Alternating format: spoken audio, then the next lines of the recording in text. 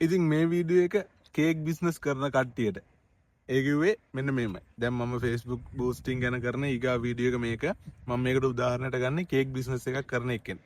එතකොට දැන් මම කිව්ව විදිහට හිතන්න ඔයා කේක් බිස්නස් එකක් කරන එක්කෙනෙක් කියලා. එතකොට ඔයාට මම මුලින්ම මම වීඩියෝස් වල දාලා තියෙනවා Facebook page එකක් හදන්න. ඒකටම idea එක share කරගන්න හැටි Facebook page එකක් හදන්න, WhatsApp link කරගන්න. ඊට පස්සේ content video එකක් දාන්න. ඊට පස්සේ දැන් අපි යන්නේ බූස්ටිං ගැන. හරිද? සල්ලි ගෙවලා Facebook එකෙන් අපි කොහොමද බිස්නස් එකක් වැඩි කරගන්නේ? මාකටිං වලට වියදමක් දාලා අපි කොහොමද අපේ සේල් එක බිස්නස් එකක් වැඩි කරගන්නේ? හරි. දැන් මේකෙදි අපි වැදගත් දැන් හිතන්නකෝ ඔයා හලාවත. හරිද? ඔයා හලාවත ඉඳන් කේක් බිස්නස් කරන එක්කෙනෙක්. හරිද?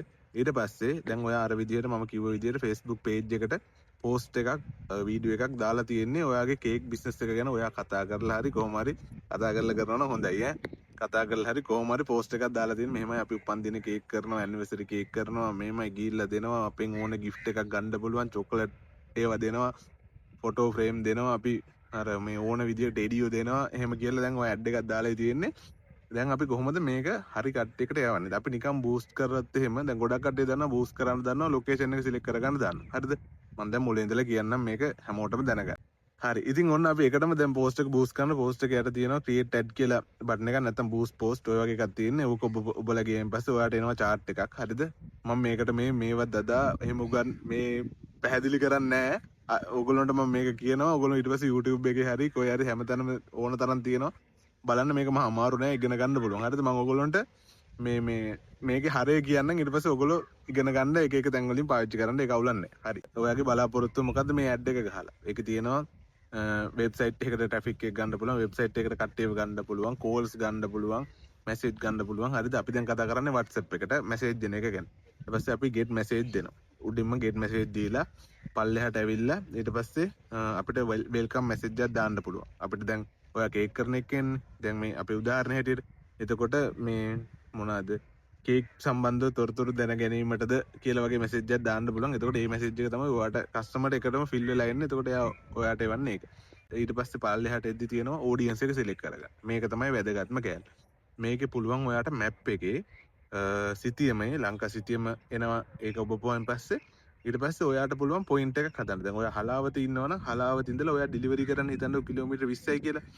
කිලෝමීටර් 20ට 5ක් විතර වැඩිපුර දාලා 25ක් වගේ දාලා මේ සෙට් කරලා ඒක හරි. ඊට පස්සේ යටින් වැදගත්ම දේ ඔන්න කීවර්ඩ්ස් දාන්නයි යන්නේ. හරිද? Facebook එකේ මොනිටර් කරනවා අපේ බර්ත්ඩේස් දන්නවා.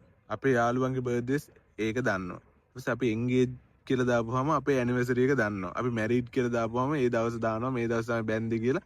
ඒතකොට ඒගොල්ලෝ දන්නවා ඊගාව තව අවුරුද්දකින් මේ දවසේ මෙයාගේ ඇනිවර්සරි කියලා. ඒ ඩේටා ටික තියෙනවනේ. ඒ ඩේටා ටික ඔයාට පාවිච්චි කරන්න පුළුවන්. ඊට පස්සේ ඔයා දැන් දානවා මාසයක් මේ ඒකේ දාන්න පුළුවන්. ඊගාව මාසේ බර්ත්ඩේස් තියෙන කට්ටිය. මේක මේ මම සිංහලෙන් කියන්නේ මේක ඉංග්‍රීසි වලින් තියෙන්නේ. එතකොට ඔයගොල්ලන්ට ඒක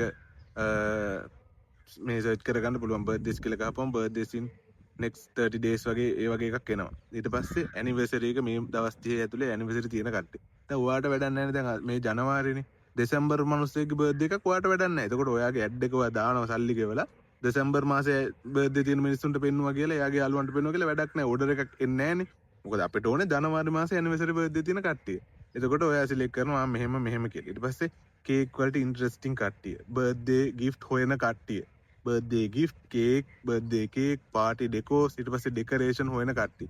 දැන් ඩෙකරේෂන් හොයන්නේ පාටි එක ගන්නනේ. ඩෙකරේෂන් ගන්න කෙනාට කේක් එකක් ඕනනේ. එතකොට ඩෙකරේෂන් හොයන නම් කවුරු හරි ඔන්න ඒත් ඔයාගේ ඇඩ් එක යන විදිහට අර කීවර්ඩ් ටික දාගන්න. එතකොට ඔයා සිලෙක්ට් කරපු කිලෝමීටර් 20 25 ඇතුලේ මේ මාසේ බර්ත්ඩේ තියෙන ඔයා බර්ත්ඩේ තියෙන කට්ටියට එයාගේ යාළුවන්ට එයාට තමයි ඔයාගේ ඇඩ් එක යන්නේ. එතකොට අර ඕන් නැති තැන් වලට ඔයාගේ ඇඩ් එක ගිහිල්ලා සල්ලි නාස්ති වෙන්නේ නැහැ. අන්න ඒ විදිහට ඇඩ් එකක් රන් කරගත්තොත් Facebook එකේ ඔයාට මැච් එකක් ගහගන්න පුළුවන්.